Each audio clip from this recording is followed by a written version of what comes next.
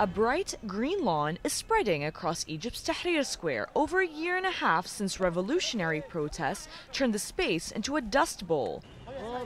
Workers were out in force this week laying down the new turf as part of a temporary restoration project to be finished before the government begins a full redevelopment, details of which are still to be announced. Security forces moved protesters out of the square this week after 4 days of clashes sparked by a film denigrating the Prophet Muhammad. Now it is workers in overalls who are scurrying across the plaza. We started a comprehensive development program 4 or 5 days ago to replant the square to restore its previous state.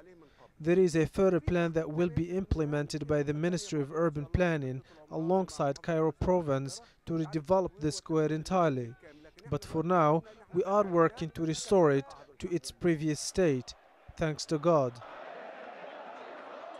Tahrir became the epicenter of the public uprising that ousted President Mubarak last year and became a worldwide icon of the Arab Spring. Street vendors moved in during the protests and tents were set up. After protesters gathered again in anti-US protests outside the American embassy this week, security forces moved in to clear the crowd on September 15th. Now, security trucks are still lined up next to the square and the garbage and torched vehicles have been cleared away. Some locals say they hope security will start to improve in the area. Red and white cobblestones are the only new addition to the makeover so far. Everything else at the square has been restored exactly as it was before the revolution.